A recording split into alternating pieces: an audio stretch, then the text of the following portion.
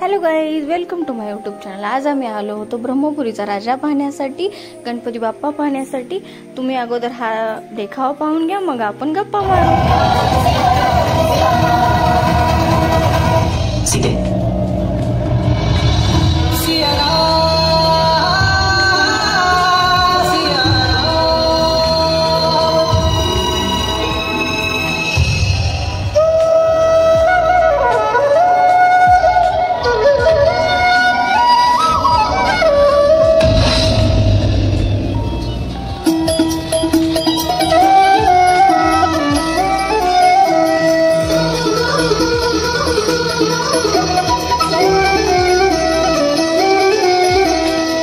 जन्म जन्म का है ये संगम, राम रतन सीता वैभव धन।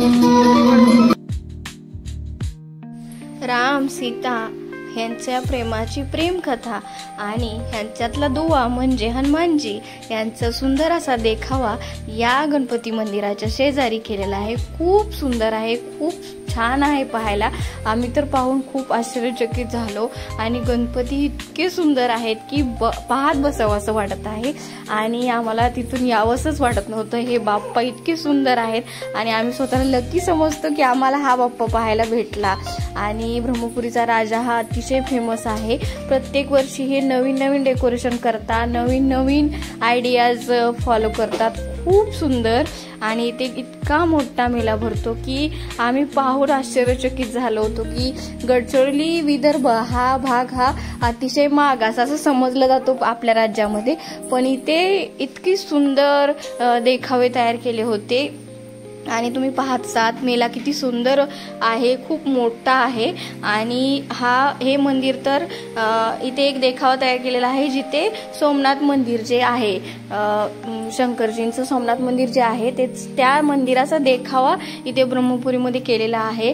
हे लोक सर्व डेकोरेशन हे 2 महिने अगोदर पासूनच सुरुवात करतात आणि ह्या गणपतीची सुरुवात ही 58 वर्षांपूर्वी सुरू केलेली होती आणि आता हे 58वं वर्ष आहे।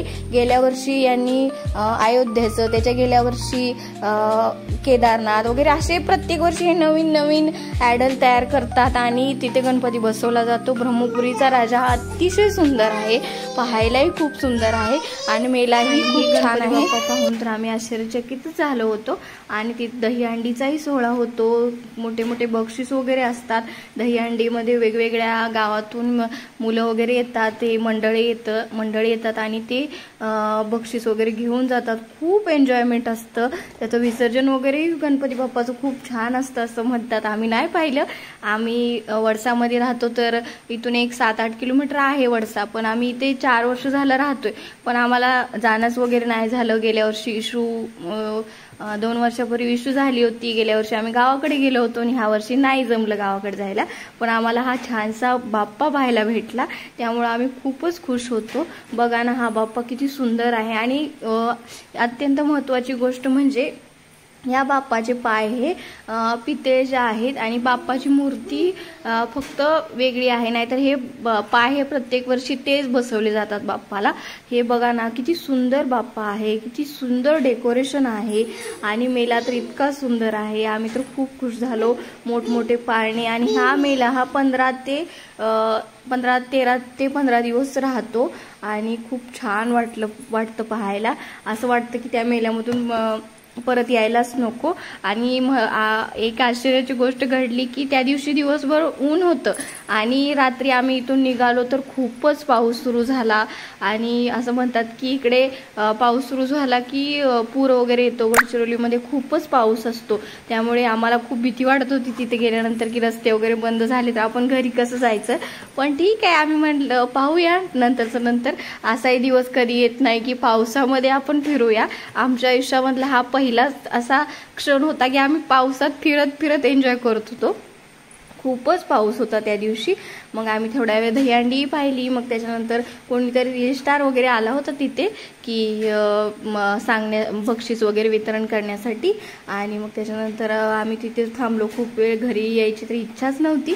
मग नंतर गेलो आणि तिथे आम्ही लेडीजला यूजसाठी पण खूप वस्तू होत्या, लहान मुलांसाठी, घर संसारासाठी, अशा काही वस्तू घेतल्या आम्ही.